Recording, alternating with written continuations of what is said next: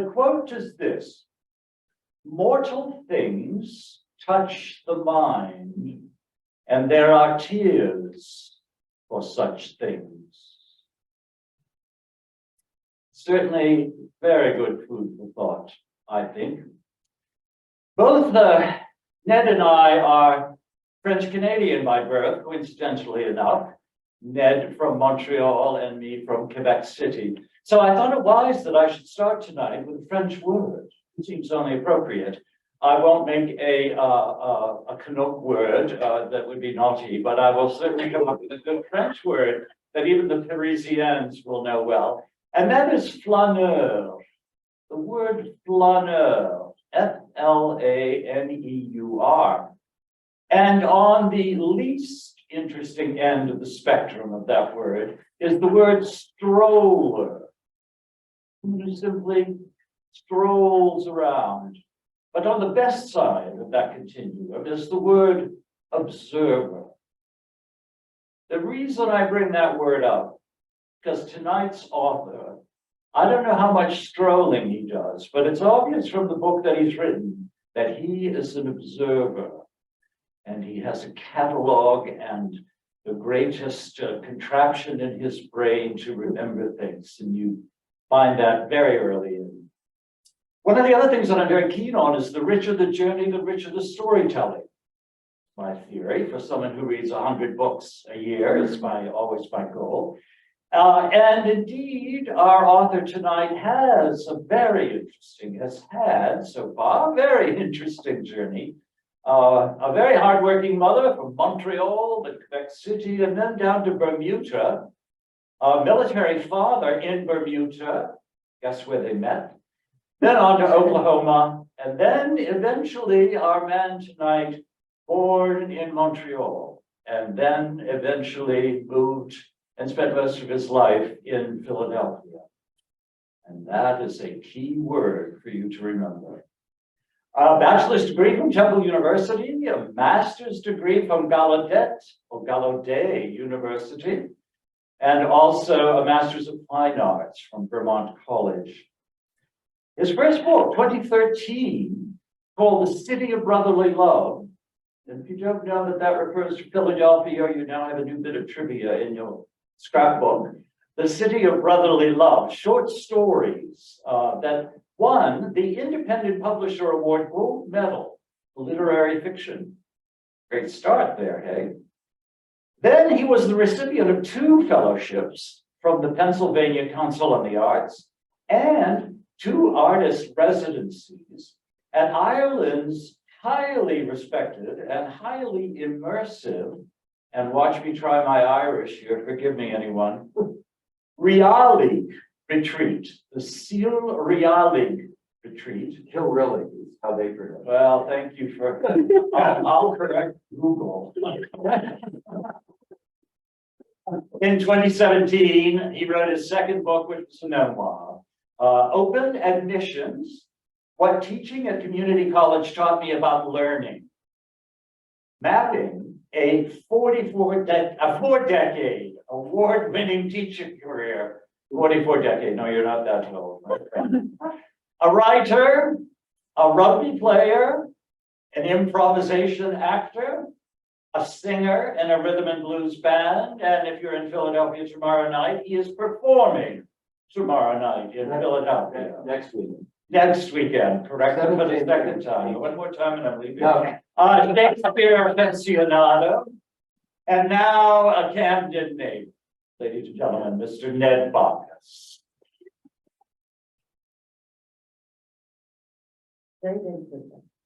Talk to us, Ned. You're going to begin tonight, I think. The reading? Do you want to do that? Tell us some things first. I thought I would start things off as I usually do with book events, reading a selection from the novel. And I'm going to read something from the first chapter, so it doesn't require a lot of setup. And then I have a couple other little bits that I might, if time allows, might give you a taste of that a little bit later. The novel has 3 main protagonists, and this first chapter presents two of them. One is a 30-something woman who teaches college English in Philadelphia, and her on-again, off-again boyfriend, Mike Flanagan, is the second of the three main characters in the novel. And after going out together for several years, he's finally agreed to meet some of her friends from work. And in a get-together that means a great deal to her and is a little intimidating to Mike. So I'll read from that, and then we can talk. Great idea.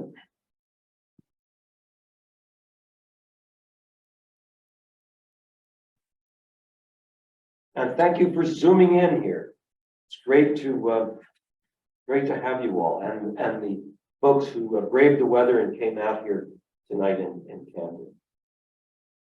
Mike Flanagan was pushing it, tires screeching as he cut corners on the River Drive.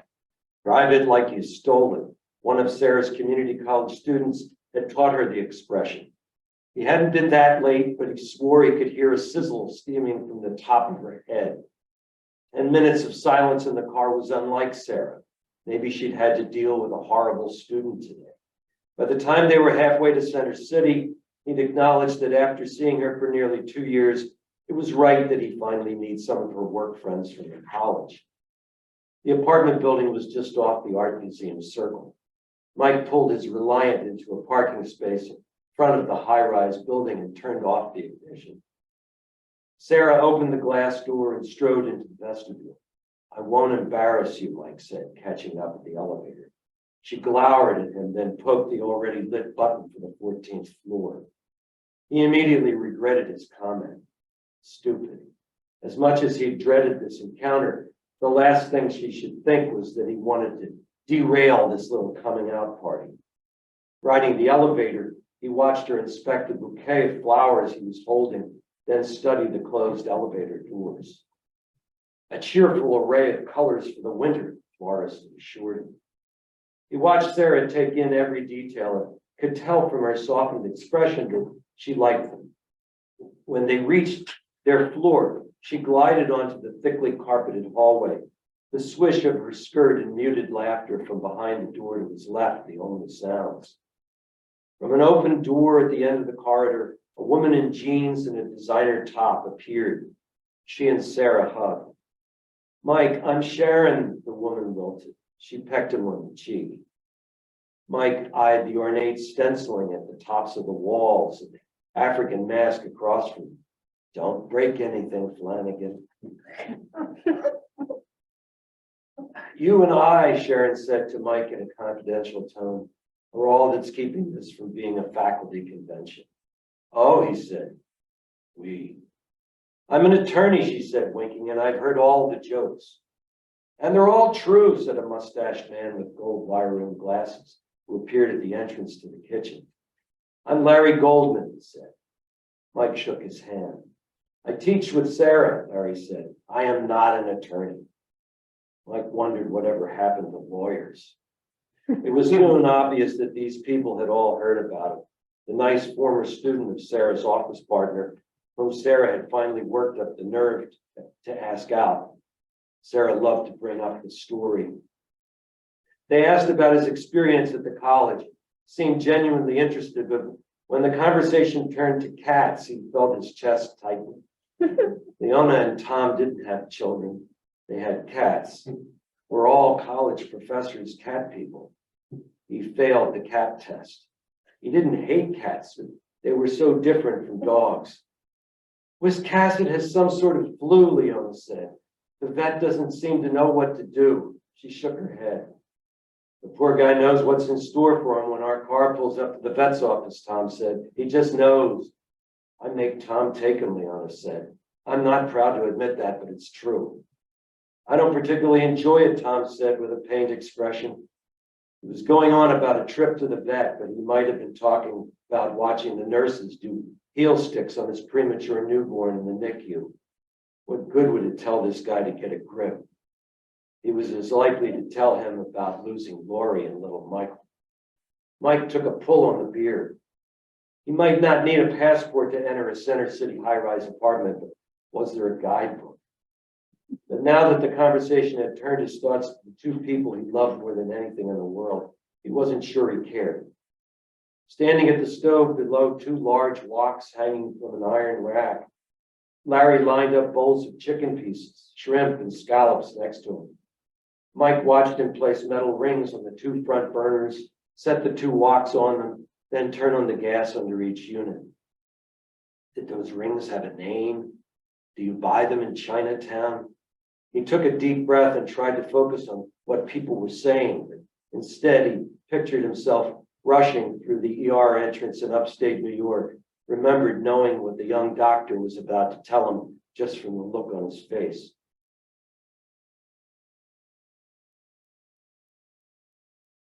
And I'll stop there. That's it ends up becoming the dinner party from hell for poor Mike, and things go downhill from there. One of the things that scene in reading the book struck me and continued through the book is the happenstance of how we meet people in life. It's a universal thing. We all go through that. It's sort of serendipity, or is it happenstance? Is it unpredictability? It's sort of the human experience and with how we're sort of whirled around and come into contact with people. This is a good example. And you have so many wonderful examples later when Mike, for example, without divulging too much now, when Mike meets the third of your three characters, the most unlikely of meetings probably in the entire book. Mm. And I'm really taken by that in the book, how we seem to revolve around. And one of the scenes you're going to read a little bit later, I think is like that as well with Dominic. But, you know, being a geography buff as I am, I always find in the books that I'm reading, no matter what they are, I somehow hear this echo of real estate agents. Location, location, location. Now, tell me about, you know, if I were a betting man, I would bet that you've had an affair with Philadelphia. So tell us about you and Philadelphia, because it is, for me, it plays a major character in the book. But for you, I think it's a different story. Could this story have unfolded anywhere else for you? Well, it's hard to answer that question because no, it couldn't have. But I think that's the case probably for any writer, any fiction writer who minds a particular fictional terrain. It really is peculiar. It's peculiar to a place, and that's when I turn on the computer and I start working on a story. That's where they are. I was familiar with that. Most of the novel takes place in the particular neighborhood in Philadelphia where I spent most of my childhood and where we ended up living and raising our children, about maybe 8 blocks away from where I had lived as a child. And the particularity was familiar to me, comfortable. It's where I brushed elbows with such an incredible diversity of people. It was always an interesting neighborhood in that it was historically considered a model for racial integration, among other things. And it wasn't only mixed in terms of black and white, but what I remember noticing as a child growing up in the neighborhood of Mount Airy, that the main drive, the main street in the area is Germantown Avenue, which traces back to Native American pathways in the area, and eventually became cobblestone or Belgian blocked with trolley tracks and that was the commercial center. There along Germantown Avenue, various neighborhoods had their little commercial area. And then as you went out from the avenue, a block, 2 blocks, the housing would change. The blocks closest to the avenue were more working class areas, row houses, densely populated areas. And that's where I lived, in that area there. But I remember the experience of going out with my friend who had a paper route. And on Friday night, he would make his collection, so I would accompany him sometimes. And if we went 2, 3, 4, 5 blocks on, to this away from the avenue, the houses got bigger. Went from row houses to twins, from twins to beautiful stone single homes. So we were collecting money from judges, doctors, lawyers. So almost cheek by jowl, there were all kinds of people there.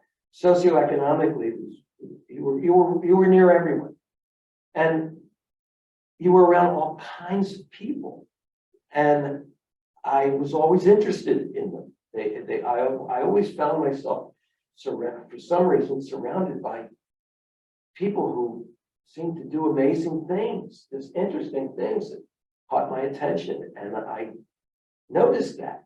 I found it entertaining, stimulating, and I kind of held on to it. So I think when people write about the particularity that they know, they're trying to be really honest and accurate in portraying that. And just like James Joyce was in his stories Dubliners, and just like other authors have been who explored various parts of the world. And I really believe that when a writer really gets in there, and they do a great job of getting the particularity, they have a chance to tap into what is universal, even though they're writing about a particular group. And I've seen that with great writing that I've enjoyed over the years by various writers, be they African American or Irish or Howard Frank Mosher in the Northern Kingdom of Vermont, Kent Harif in the plains of Colorado, whatever it is, that when you get the particular right, I think you really have a chance to get into the universal, to get into what matters. And that's what I think writers are hoping to do. Well, you do it well. That's the flaneur in you. See, I caught that right, didn't I? That's the flaneur. Because they're all in the book. So you say flaneur, and I think winter pajamas. That's flannel. They're all in the book. You've got such a variety. You were explaining to me that it goes Germantown, then Mount Airy, then Chestnut Hill, and with that rise up the hill also seemed to be a rise in money level. Oh yeah. And I see that. I've been to Philadelphia once in my life, and the one thing you didn't mention ever in the book, which I was so pleased about, was the L bell. The Liberty Bell. But I'll tell you, I came away from the book knowing Philadelphia. Not only the people that you write so picturesquely and spot on. I know those people. I feel as though I know them. But also the city, the driving, every time you took advantage of, every time they were driving somewhere, you were also telling me what they were seeing. And so you may not have realized that when you were doing it, and even the cover of the book, and for those of you at home, is like this, 3 wonderful sculptures. Maybe you could tell us a little tiny bit about that. They're in a park on the up Chestnut Hill area. Well, no, that's on the banks of the Schuylkill River. And there's a tremendous amount of public art in Philadelphia. And that is one example of it. And that is from, I'm blanking now on the original, the Swedish Angels. I've been there and it's absolutely beautiful. I've never seen those in Philadelphia, but I've seen them in Sweden. You've seen- oh, I okay. recognize them. And yeah, I think in the original installation in Sweden, there are 5 or 6 of them. Oh, there are many, there are 20 or 30 of them on a hillside and they're just. Oh, gorgeous. But what we ended up with in Philadelphia was these 3. And it's one of those things that I think has become kind of a landmark, an iconic image, not nearly as much as the Liberty Bell. I'm not afraid to use the Liberty Bell or hat stakes and, you know, that sort of thing, all the Rocky steps, the Rocky statue. There are certain other iconic images, but that's one that people probably don't talk about. But if you're from Philadelphia and you see that image, you recognize, you know it. Oh yeah, those angels, they're great. Yeah, I love those. So that struck me as something that might be a good possibility for the cover, and the designer did a magnificent job. Interestingly enough, all of the relationships, the key relationships in the book, and I bet you didn't do this deliberately, coincidentally are trios. 3 angels, Mike's first chapter of his life, 3, the second chapter of his life, 3, Sarah, 3. I thought that was interesting, being my favorite number, and also just the whole thing about trios. Speaking of trios, why don't we meet Dominic? Do you mind me tell us a little bit about the third? No, that's a great lead into the shorter little excerpt I'll read. Dominic is this 75-year-old Italian barber who, like his younger friends, Mike and Sarah, has tremendous amount of loss in his life, most notably that of his wife. And they kind of bond around this shared loss as they get to know each other. And once Mike meets him, he starts talking about him to Sarah. And of course, poor Sarah's been struggling to make this relationship work. She wants it to work. And she's a bit taken aback. You know, who is this guy that seems to know more about you and you know more about him than we do about each other? So it's a kind of an awkward position, and she picks up the phone, and after he's told her that he's a barber at the shop, so and what his name is, she picks up the phone and has a kind of a failed effort at reaching out to this man. He's kind of flummoxed by the whole thing, but she tells him that what you need to know is that she has experienced a brawl in her classroom, and after which she is afraid that she is maybe being stalked by a young man who was one of the principals in this fight, and who she was responsible for getting thrown out of school, basically. And she's afraid this guy who wears a haircut right out of the 50s might be a danger. So she has this kind of awkward phone call and then thinks no more of it and moves on. So this scene finds her in her office at the college. And I think that's all you need to know. I don't have as many post-its. I did read the book. I didn't notice. I did read the book. Okay. She had spread out the Inquirer food section on her desk and held a pretzel in one hand and a spoonful of yogurt in the other when she heard feet shuffling in her doorway. She twisted around and saw an old man peeking at her around the corner. Miss Goins, the man stepped into the open doorway, an overcoat slung over one arm. I'm looking for Sarah Goins, the teacher, he said. His accent, Italian, South Philly.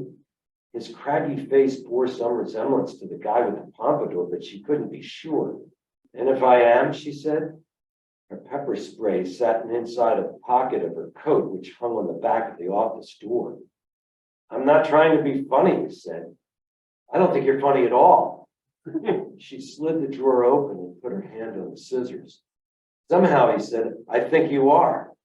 What's it to you? What's it to you? He said. You called me. You're the barber, she gasped. She closed the drawer. He looked at her as if she were foaming at the mouth, and she felt her face turning crimson. Dominic? He shook his head. I don't know what I'm doing here. She took a deep breath. No, please, sit down. Warily, he took the chair closer to the door and laid his coat across his lap. Sarah realized she was shaking. Your voice sounded different, she said. I'm sorry. He looked much older than her parents, but she couldn't tell by how much. His hair was mostly gray, cut short, but not quite military short. He wore a baggy pair of gray slacks and a white button-up shirt that needed ironing. Never talked to a college professor, he said, drumming his fingers on his overcoat. You're a friend of Mike, she said. He's my go-to guy whenever I get mugged, he said. Nah, he helped me one night. That's all. You probably know him a lot better than me. Sarah blushed again. I don't know. Maybe I know him too well. The old man seemed to consider that for a moment. Who is it exactly you're worried about? Whoa, she said bristling. She breathed out slowly. All right, it hasn't gone as well for him and me as I wanted it to. And I didn't exactly help him when he probably needed it. She told him about her classroom brawl and the consequences. He listened to her story the way she'd hoped the dean would, the way she'd expected her friend Leona would. Mike knows about this, he said when she finished. She nodded. There was a definite edge to this old man, but she no longer feared he might say or do something dangerous. I knew something was wrong, but he wouldn't go into it. He tried to listen, like you. Doesn't sound like such a bad guy. Things have gone badly in his life. I do worry about it. Is anything going well for him? She shrugged. I guess I'm not the one to ask. Probably that dog of his gets the inside story, Dominic said. Tell you the truth, I think I was a little jealous of you, Sarah admitted. There's a list of things he won't go into with me. We talked about sports and indoor lighting, Dominic said. He looked away from her, scanning the walls. I don't know that we should be talking like this. He shook his head again. And I'm afraid I can't be much assistance to either you or him. The old man rose to his feet. Thanks for coming, Dominic, she said. Thanks for not stabbing me, he said, glancing at the drawer. Sarah's face reddened again, 3 times in one conversation. Nobody had ever done that to her before. The old man turned and was out the doorway.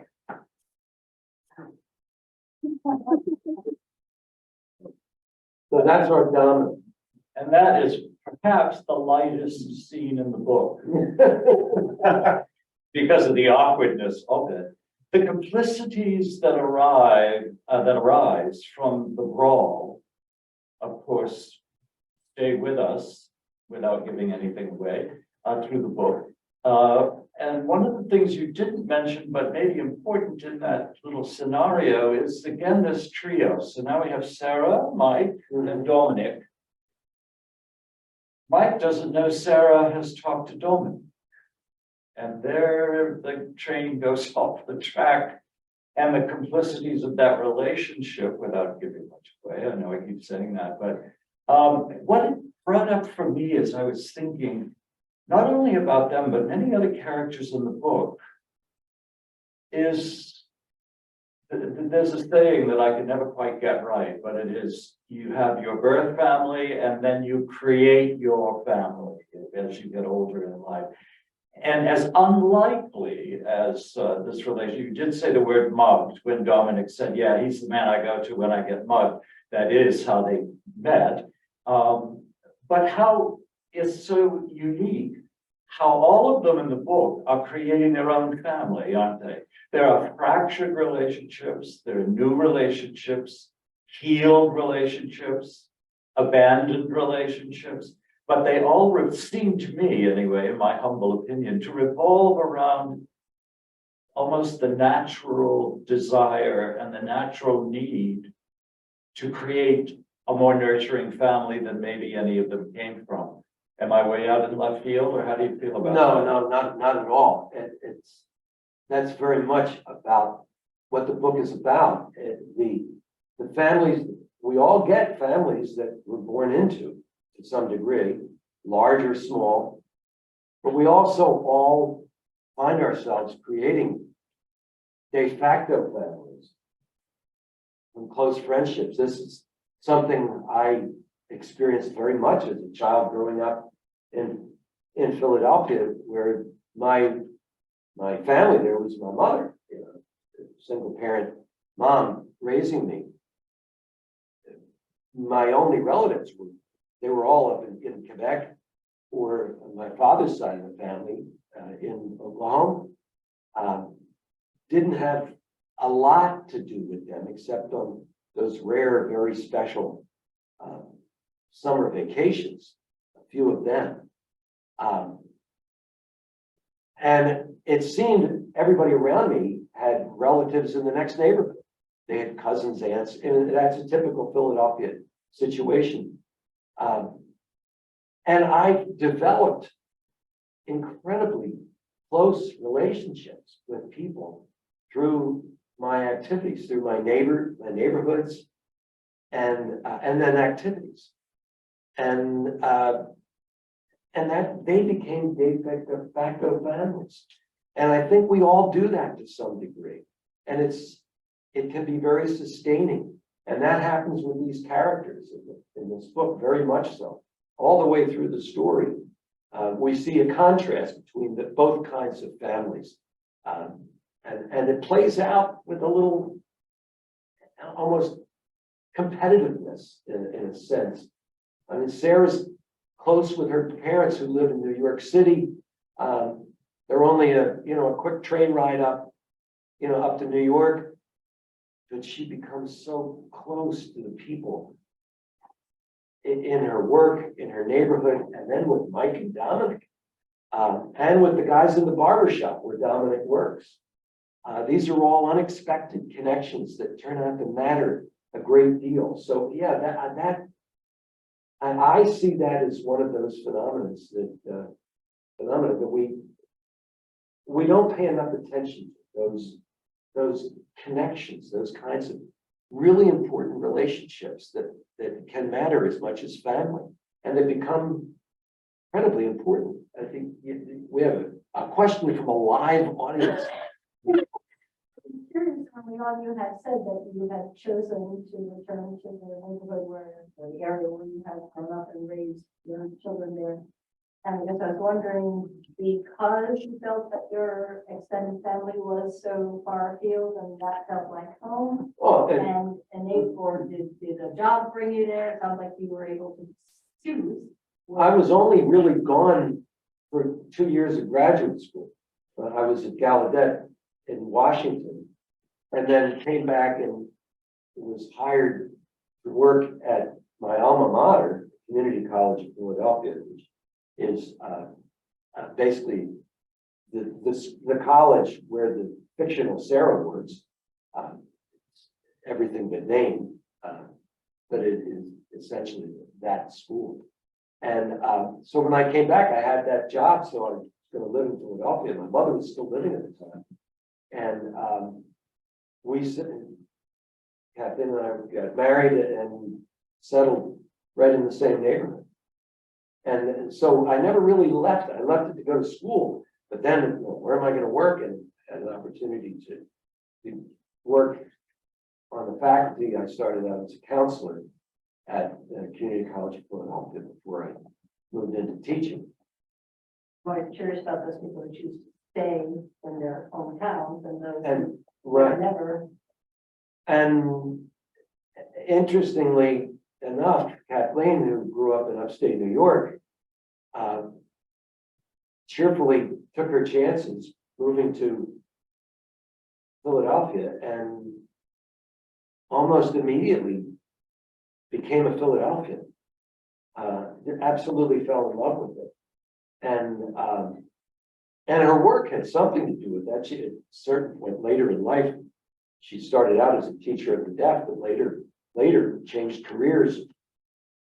And like the rest of us in the family, went to Community College of Philadelphia, got her nursing degree, and one of her nursing jobs was as a visiting hospice nurse, a job that took her at all hours of the day and night to every corner of the city. She knew the city 100 times better than I did. She could drive anywhere in the city. And her loyalty is still wildly evident when the Eagles are on. or Temple basketball is struggling against an opponent. She became very devoted to everything Philadelphia. So you can become a Philadelphian if you're from away. Oh, yeah. But I just want to remind you that here, you're from away forever. Yeah. That's always struck me as such a funny phenomenon. I think Philadelphians are just thrilled somebody would actually come from somewhere else and like it. Yeah, you belong. Stick around. A word that you used in the book, maybe 5 or 6 times, but I caught it every time, and it stays with the conversation we're having, is the word anchorage, which is a word that I like. It also fits somewhat into what you were just talking about. Anchored both in the past, certainly Dominic and Mike, anchored in the present and can't move forward. Was anything you want to say about that word, or because it's a very significant thing for 2 of your 3 protagonists in the book? Well, the novel is set in 1989, and that's largely because I had already started writing it before then. That's how long a project this has been. This is one of those things that just wouldn't go away. And I kept coming back to it. This summer I'm working on that book. This other summer I'm working on this other thing. And so it was an enormous gestation period. But I had started it back then, so it was set then.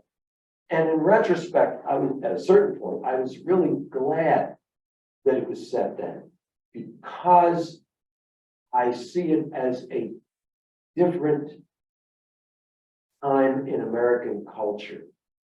It's really the end of the time when most people would have identified themselves as, for instance, people of faith. People for whom religion and faith is a defining part of their life. That was really coming to the end of that era when it was quite so commonplace. And that's, for a lot of people, that can be an anchor. And it is in various ways. Poor Dominic is very loyal Catholic, but he's got his own little weird voodoo ritual that he develops to deal with the loss of his dear wife and the tragic collapse of the 1964 Phillies. So they all ground themselves in what they can. And I kept thinking about ways in which we ground ourselves and what trumps what. What matters when you're really up against it without getting any more into the particulars of the story to spoil anything. So I spent a lot of time just grappling with what is it in our lives that helps us anchor. And each of the 3 main characters does their best in their own way, despite the horrible losses they've had to experience, as we all do in time. Mike and Sarah, Mike in particular, his loss is pretty early in life. And And they do the best they can. And I'll leave that to the reader to make sense. Don't go any further. Bring away too much. There we go. It's also important to say in this segment is that fractured relationships also change. For example, Mike and his brother. Mhm. So I didn't mean to suggest that any one of the characters in the book stays where they are anchored, but this ebb and flow of relationships I found very interesting. Speaking of Dominic and his Catholic religion, why don't we read this Okay. third section? You just happen to have him in church. Yeah. It's appropriate. And this is even shorter than the last year. This is a time when he is he's gone to a church that he had gone to many, many years ago, in another part of the city. And Later. yeah, this could be it. But look at my poster. You might find it more interesting than you. Here we go. I'm writing the follow-up. So, so he's in this, he finds his way to this church, and he had been there once with his wife long, long ago. And then subsequent to that, after her passing, he had found himself there again. And Dominic spends a lot of time in church, not necessarily for the services, well, including the service, he does go to that. But he also is a bingo fiend. And he goes to a lot of bingo games. Soon a stocky Polish woman would begin setting up chairs and tables in the church hall, but he never felt rushed to leave this church. At home or on the sidewalk, he might summon up Angela's face, her hands, maybe a bit of a story. But in this church, her image was as vivid as a big screen Hollywood movie. Dominic knelt before the candles as he had the day he rediscovered the church and the distant night he had come with Angela to go to confession after picking up Kabasi around the corner. His sins, some variation of selfishness. It's always the same, he told his confessor. Pride, the old priest sighed. We always separate ourselves from God thinking we can get along. It never felt like pride, but what did Dominic know? Stunad. That evening, after making his confession, he knelt on the same candlelit kneeler. Eyes closed, he had silently prayed the 3 Our Fathers, Hail Marys, and Glory Bees that he'd been given for penance. When he felt his wife settle beside him, he opened his eyes, glimpsing Angela, her eyes closed, lips moving. I don't want to put you second this week. He repeated the act of contrition until she rose from the kneeler. They walked out together. On the sidewalk, her hand found his, and they walked like that to Elsie's home, 3 blocks away, neither of them saying a word until they reached Elsie's front door. Until the year she'd lost the last one. His love had bared her soul to him, had made and shared secrets with him. Then he had tried to reach in there. He knew what had happened to her, felt it in his own way, but it wasn't the same. He never stopped reaching. He prayed for her soul, prayed that if she couldn't heal, she would say something, anything. But she'd been stopped from being the person she was, like this Mike. He prayed for his new friend and for Sarah, who also was reaching. They all needed him. It brings up a thread that goes really from the beginning of the book all the way to the end, doesn't it? And that is baggage, the baggage we all have in life, regret, guilt. There's a regret and guilt, even though you don't say those words. That thread goes through every character, I think, in the book, except maybe Dolores. We won't talk about Dolores, but it's sort of the chapters in our lives, the depths in our lives, the baggage we carry, what we share, what we don't share, and the puzzle pieces. If we spend our lives trying to put our puzzle together, I love this image. And everyone in the book seems to have some puzzle pieces. That if we traded puzzle pieces, we might be able to put more puzzles together. Maybe that's more significant with particular relationships, but I just found that the damning and the saving, there's so much depth and level in it. It's remarkable. In the few minutes we have before we do some question and answers, hopefully some of you at home might have some in the chat box. I want to talk a little technical just for a second. Some of your writing style elements, which I found to be very unique. And I'd just like to share those in more of an effort to get everyone to buy a book. First of all, they won't get to post it. I'll give you my notes. We talked about knowing the people in that neighborhood. You knew them. That was your life, and you translated that into your book. And one of the things that you do so well is dialogue. And dialogue is difficult for a lot of writers, they say. And in your case, you've got two kinds of dialogue, if I may be so bold to suggest this. You've got really fun repartee, and that's in the barbershop, where there are two older barbers, including Dominic, the other one is Al, and then there are two guys, a white guy and a black gentleman who come every day, not to get their hair cut, but just to sit in the barbershop. So you can imagine this repartee that goes back and forth. So in the lighter moments, then the other half of it is stilted. Mike and Sarah's conversations are always tentative, like stepping on glass. Maybe Dominic and Mike together, but as you just read, Dominic and Sarah, that was a little bit awkward. So I think your grasp on dialogue, if I may say, is brilliant. I loved it. Number two, suspense. We didn't talk about what happens after that brawl in the classroom. You did say the word stalking, and that becomes a significant part of the book that is just so suspenseful. And I won't go any further on that, but I just want to commend you on, this is not a suspense novel.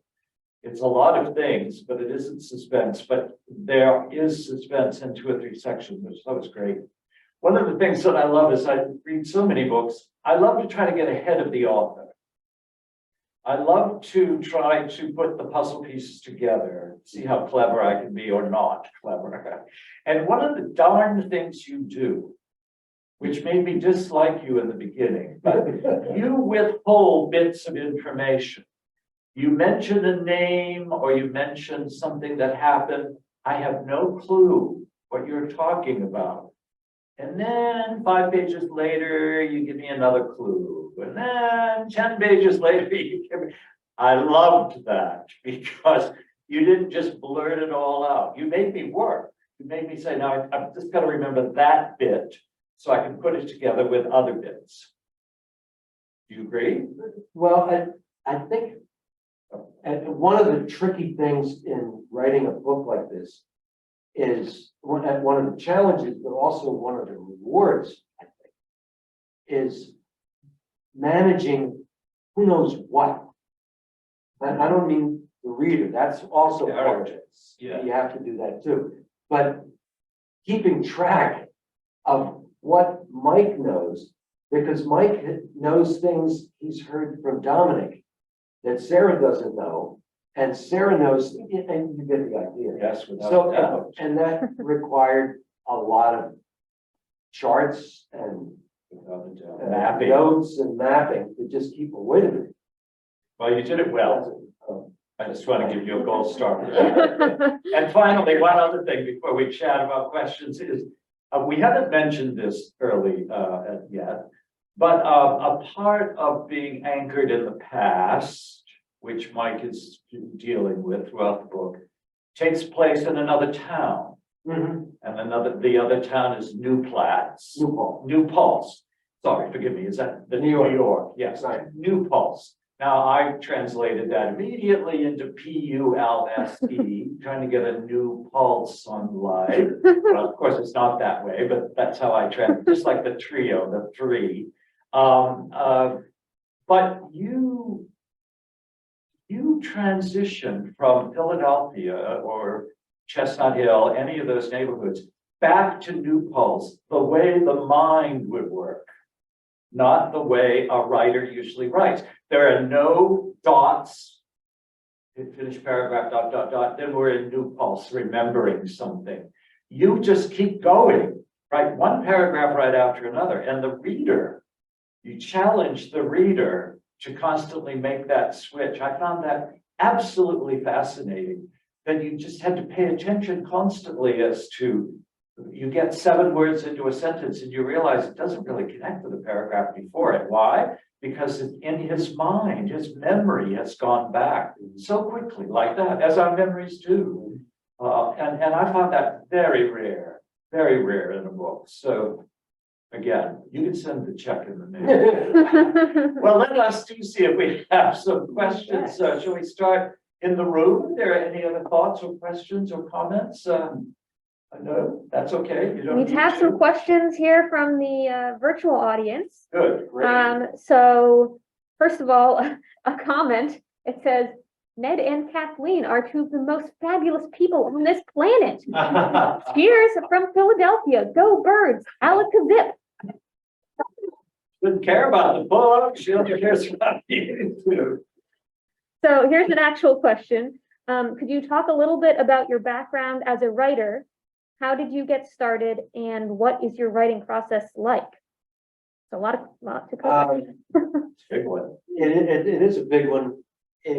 Because this book took so long to write. So so it goes back to really a short story that I started when I was in my MFA program at Vermont College. And that was in 1986, 87, 88. I had written a story, and the story ended up being, it was basically what a version of the dinner party scene that I read, and the rest of that evening. So it's the first 2 chapters. What now is the first 2 chapters of the novel had been a short story. And so that was there. And one of my professors, my mentor, said, Ned, good characters, I really am interested in this, but it's not done. There's more. I think you got a novella. Well, I thought I was just writing stories, but okay. So about a year later, she was saying, well, Ned, this is a woman who had a Southern accent. Ned, I think you have a novel here. Oh, wow. That's a whole different thing. Well, this is 30 many years later, and it was not a simple, straightforward process, nor is it one that I would ever recommend it, of course. It was the process that I had. It felt like a mission. I got this job and I want to get it done. I know some of you can relate to that, other writers who feel a sense of mission with something. You want to get through it. You want to do it. And so I was writing other things all along, ended up with a collection of stories, another novel in progress that I've only been working on that one for 22 years. So it's barely out of its teens. And the memoir about teaching and learning. But the process my process was I would write in the summer when I wasn't teaching. Once the semester started, I was no longer able to write. I just couldn't. I tried every year, and that lasted until sometime in September. And I just threw my hands in the air. And that was a good thing because I was able to commit myself to the teaching work that I wanted to commit to. So I waited until the summers. So it was a slow going thing, and just kept plugging away and finding ways to get back into it. But I was always fortunate when I would start working on one of these manuscripts in the summer, the characters were there waiting for me. They hadn't done a damn thing to fix their problems. They were waiting for me to wrestle with. That's how well you knew them. That's how well you knew them. So that was true whether you were in Philadelphia or in Canada? No, that was always, we were in Philadelphia for all that time. And any other? Yeah, you actually kind of answered another question about if there was anyone or an incident that got you to pick up the manuscript again after so many years. So, Oh, Yeah. it was always, it was always on my agenda. Well, which one of these beasts am I gonna Yeah. take on this summer? yeah. And another question is, what are you working on now? From Jill in New Haven. Oh, well, I have another, the one in progress that I started around the millennium. That I think I'm gonna return to, but I've got some other things that are tweaking me that might bump the line. That might just be the way that I will always work, is a matter of, well, this summer I'll work on that, except now I'm retired. You're right. So, and that's a good problem. Will you go back to short stories? I really like the world of the novel, because there you have the chance. The real obvious difference is architecture. There's so much architecture involved in doing a novel, and it just, in a way, it offers more. Although I love short stories, I love reading them, I love writing them, but I think I'm looking for something that would allow me the ability to juggle whole families of characters, you know. Yeah. And we have another comment that just says, "Hi Ned, great job. Love Patricia and John from Boston." I don't know if you know who they are. Better get your checkbook out. Yeah. Thank you. Great to have you assuming. It's awesome. Yeah. And Oh, sorry. one more question here that we have. What writer or writers have inspired or helped shape your own way of thinking about writing novels? Oh, geez, that's a great question. And I know I'll go home and think of 10 more people that I should have named, but for short stories, Andre Dubus, the father, his son Andre Dubus III is a fabulous writer, and lives right down in Massachusetts. Wonderful writer. I'm thinking about his dad, who was an epic short story writer, phenomenal, and he just had a way of telling a story that just it worked for me. And Raymond Carver also for stories, Hemingway stories. I had at a certain point I collected a bunch of I would grab a copy of this, and there was an Alice Walker story that this is better than anything else she ever wrote, this story. I would just collect like epic stories. I studied with a woman named Diane Benedict, who lives in Brunswick, and she was an extraordinary teacher. And one of her short stories called The Bath, I never forgot. It was just instructive, just so, and they weren't necessarily stories that a lot of people knew about or raved about, but they got me. Howard Frank Mosher, I think I might have mentioned him. But there's just so many. I was blessed to work with Sina Jeter Naslin, who's just a fantastic writer. She wrote Ahab's Wife, a number of other things. These are people that really just moved me, and I've been fortunate to actually get to know somebody, to work with somebody. So I was very, very fortunate. Great. Well, if anyone else in the live audience has questions, we have a few more minutes. I have a few announcements. I just want to let you know where you can get the book. Number one, here at the table. But number two, it's also available at Barnes & Noble and Amazon and bookshop.org, bookshop.org, or connect to nedbachus.com. I'm the agent here. There are also upcoming events. This man is just all over the place. If you have friends in Bar Harbor, The Jessup Memorial Library is hosting on Thursday, the 16th of March. Or in Blue Hill Public Library on the 25th of May. And finally, South Portland Public Library on Thursday, the 22nd of June. So please do that. We'll be featuring this book. I haven't got enough of it yet. That's why I'm keeping my Post-its in place. We are going to feature this book next month in our program, our weekly program, called Friday Explorations Read Aloud.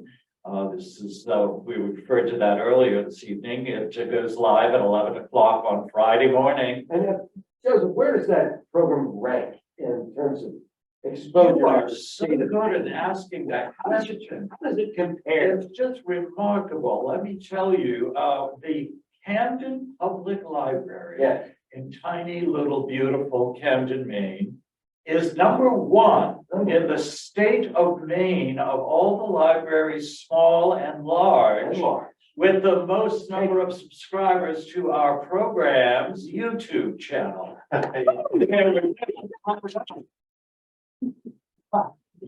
Great, let's do a comedy number next time.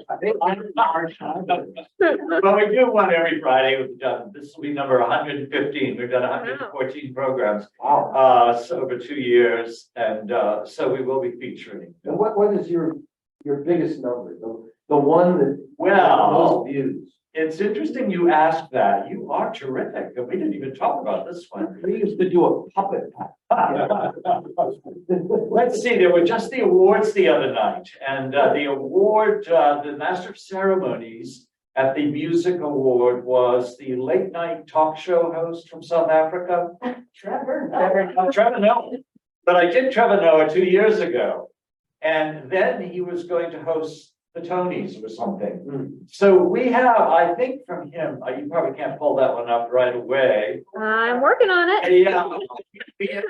Last time I looked at it, we were over 5,000 views on that. Wow. But you know that if you look up Trevor Noah for any other reason, you're also going to get my readings. So, but we did John Steinbeck. 12,000.